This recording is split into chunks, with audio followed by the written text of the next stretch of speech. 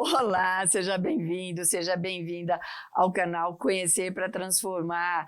Fico muito feliz que você esteja com a gente aqui de novo, né? Aqui nesses encontros que nós estamos ampliando nossa visão de mundo, a gente está dirigindo nosso olhar e atenção para o aspecto espiritual da existência. A gente vai se conscientizando da nossa sagrada tarefa como filhos de Deus que somos, que é desabrochar as virtudes divinas que temos em nós até a completa união com o princípio sagrado, Deus. E a gente chegou ao quarto e último episódio do livro Nos Planos da Morte de Oswaldo Polidoro. Já estou com saudade de vocês, tá bom? Nesse passeio que a gente está fazendo pelas obras de Oswaldo Polidoro, eu já falei em todos os episódios, falo de novo, é o 11º livro que estamos comentando, já tem 10 aqui, tá? Então todos eles estão disponíveis aqui no canal para você acessar, curtir e indicar para os seus amigos. Então vamos ao quarto e último episódio do livro Nos Planos da Morte.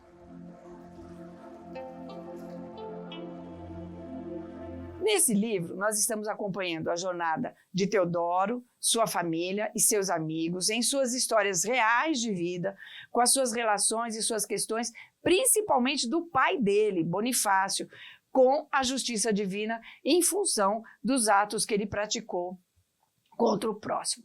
Nesse quarto episódio, nós vamos ver o desencarne da mãe do Teodoro, da senhora Alzira e do próprio Teodoro, e como eles foram recepcionados no plano espiritual. Também nesse episódio, nós vamos ver algumas falas de nossos protagonistas na sua profundidade conceitual. Isso é importante que a gente traga aqui, tá bom? Então, começamos dando um salto no tempo, quando o Teodoro, já com 60 anos, é avisado do desencarne próximo da sua mãe por meio dos espíritos. E aqui temos o primeiro conceito desse capítulo. Ele estava lendo o seguinte texto quando recebeu essa informação. O homem é, como espírito, imortal, responsável, evolutível e reencarnável. Quando livre da matéria, em determinadas circunstâncias, pode comunicar-se, falar aos ditos vivos. E eu destaco nesse texto o fato de um espírito desencarnado, em certas condições, poder se comunicar com os encarnados. Essa é a lei da revelação, que é colocada em prática pelas mediunidades. E é isso que vai acontecer com a mãe e o Teodoro. Eles vão se comunicar. Então, o Teodoro estava lendo essas palavras quando o espírito lhe avisa, ó, corre, vai visitar sua mãe, porque ela está prestes a desencarnar. E ele fala para o Teodoro que vai ser um desencarne muito feliz. Ele fala assim, ó, farta será a colheita no reino de Deus, que são as regiões felizes, onde vivem os que cumpriram bem os seus deveres, trabalhando pela melhora própria e geral. Embora a separação envolva as criaturas em seu manto de luto, creio que deve sentir imensa alegria, porque é grato perante a Deus e o mundo saber que uma alma viveu a melhor conduta, executou o programa decente, armazenando glórias para si e conforto para todos aqueles que amam a verdade e o bem. E aqui eu quero fazer 2 comentários. Presta atenção, olha a importância de enxergarmos a vida de modo mais amplo, de considerarmos como família a humanidade como um todo e não apenas a nossa família consanguínea. Para a mãe de Teodoro, não bastaria apenas investir na sua melhora pessoal, mas na melhora do próximo. Então, que novamente a importância das ações coletivas. Ela foi uma mãe maravilhosa? Foi. Mas ela informou sobre as verdades divinas o quanto pôde e a quem quisesse, orientando pessoas na direção do divino. E o segundo ponto que eu quero destacar é que cada um recebe na direta proporção do seu comportamento em sociedade. É a conduta de cada um de nós que vai determinar como será nosso acolhimento no desencarne e para qual plano espiritual iremos. E cá entre nós sabemos sim quando nossa conduta está de acordo com os ensinamentos de Jesus ou não. O que você acha disso? É ou não é? Tempos depois, ela vai se comunicar na sessão espírita em que o Teodoro participava. E mais tarde ainda, ela o leva até o plano espiritual dela, que era muito maior do que o plano espiritual do Teodoro. Viagens a planos superiores, aos nossos, são verdadeiros presentes a quem merece. Teodoro, então, chorava de emoção, diante de tamanhas glórias, de fronte a tão intensas vibrações, ele fala isso, tá? Mergulhado num sentimento de amor e de harmonia, como jamais poderia imaginar que existisse. Fala dele. Durante a lenta viagem de retorno, a sua mãe explica para ele o seguinte: o grau ótimo individual é aquele que se caracteriza pela equidade entre o tom vibratório interior e o tom vibratório exterior, ou ambiental. Naquelas alturas ficam bem aqueles que, por evolução, por capacidade vibratória íntima, estão em sintonia, pairam no mesmo plano.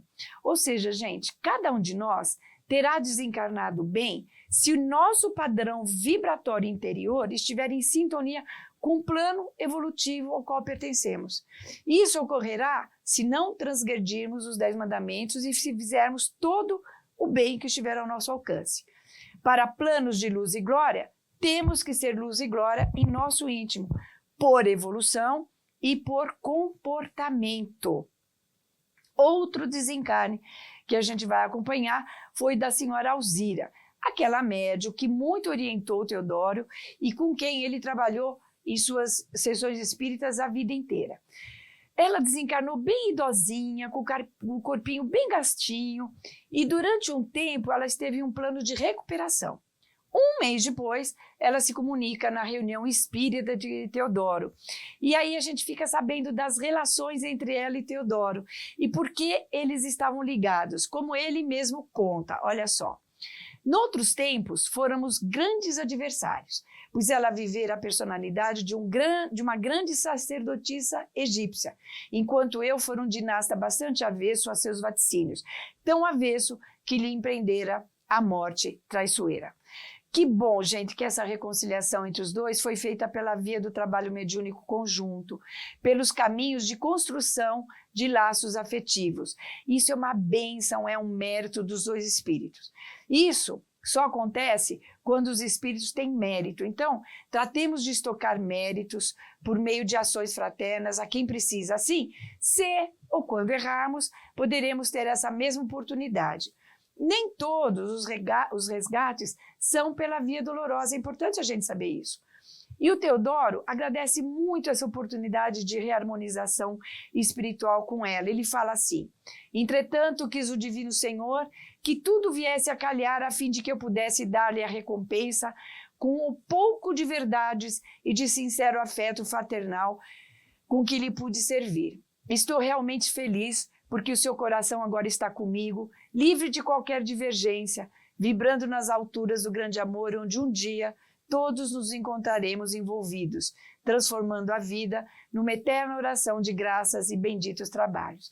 Então, novamente, a gente vê aqui como essas relações que estabelecemos com o próximo determinam nossos destinos. Nesse caso, a reconciliação entre eles veio por meio do trabalho espiritual e do carinho.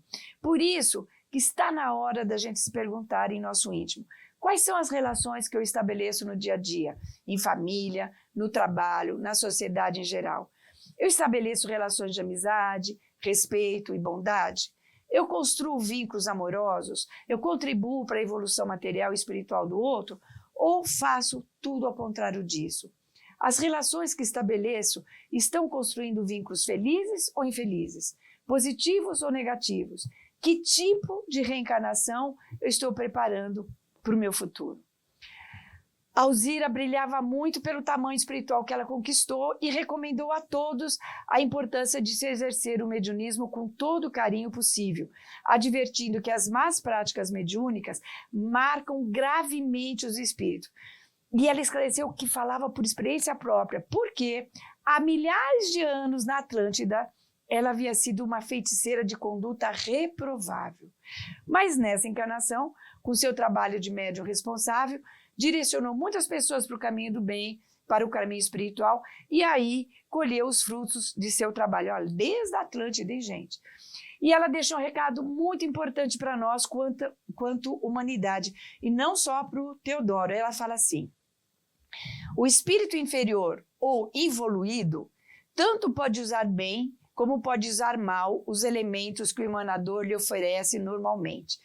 Gente, assim como podemos usar de forma criminosa o que o planeta nos oferece materialmente, por exemplo, o fogo para destruir florestas, casas, a água para eu subjugar quem dela precisa nas áreas secas da terra, do mesmo modo, a gente pode usar leis divinas espirituais para o bem ou para o mal. Usar as mediunidades para fazer o bem ou para fazer o mal. É necessário muita prudência na vida.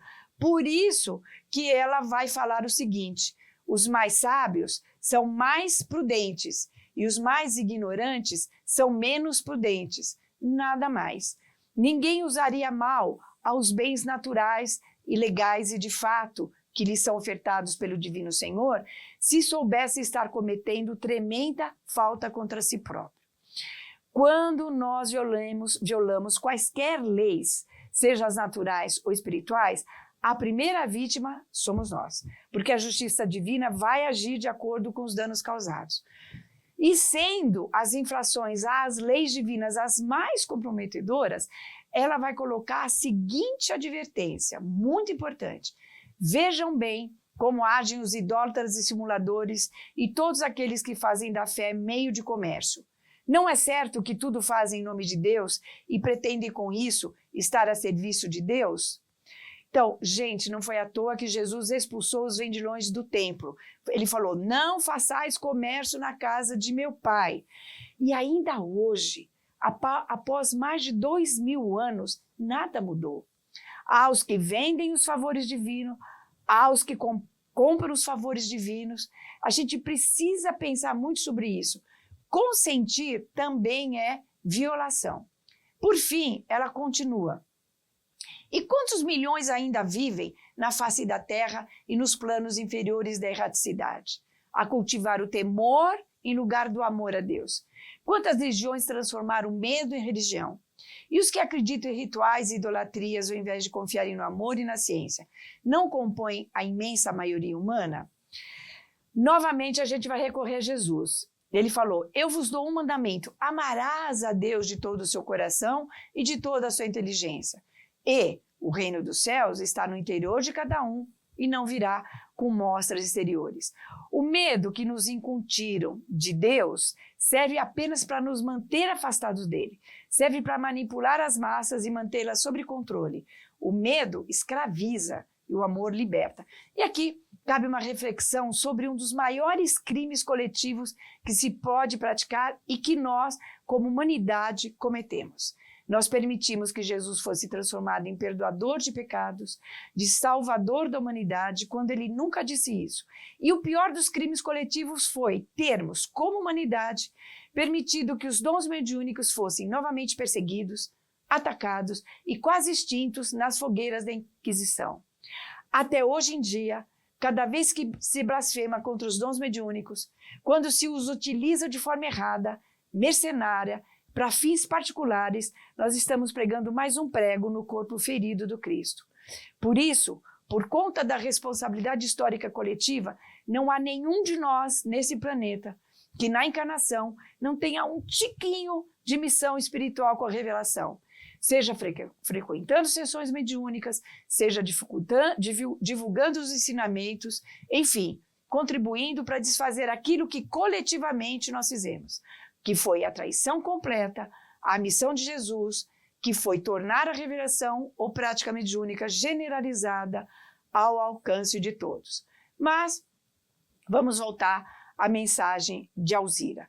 Outro ponto importante dessa mensagem dela é com relação às idolatrias e rituais exteriores. Nada que nós possamos recorrer de externo, como idolatrar imagens, pessoas, livros ou praticar rituais de qualquer formato, irá contribuir para o desabrochamento das nossas virtudes divinas, pois isso só se faz com comportamento harmonioso e a prática do bem. Mas você pode me perguntar, mas Lenira, nós temos tantos outros problemas mais graves no planeta, que mal há em nos ligarmos a imagens ou praticar rituais religiosos? Vou colocar uma reflexão para mim e para você.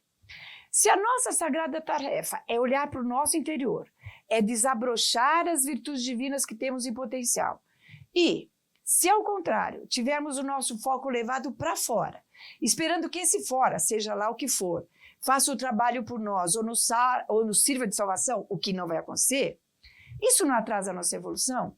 Não nos distrai do nosso caminho? Não é um empecilho à nossa autocritificação? Fica aqui essa reflexão para pensarmos. Por fim, chegou a hora do Teodoro desencarnar. E ele contou que sentiu uma leveza indescritível e logo depois ele pôde ver seus amigos e parentes que o vinham receber de braços abertos. E ele conta ainda que ouviu uma voz potentíssima, né, que penetrava os espaços e fazia estremecer o mais íntimo de sua alma e que lhe disse, olha que lindo, Deus quer boas obras e não adorações contemplativas. Receba aquilo que tem direito, lembrando que é por lei e por justiça nada mais e nada menos. Porque assim o quer Deus. Quem oferece idolatrias, recebe idolatrias. Quem oferece crimes, recebe crimes. Quem oferece mentiras e fingimentos, recebe mentiras e fingimentos. Quem oferece amor e sabedoria, recebe amor e sabedoria. Porque, conforme está escrito, a cada um será dado consoante as suas obras.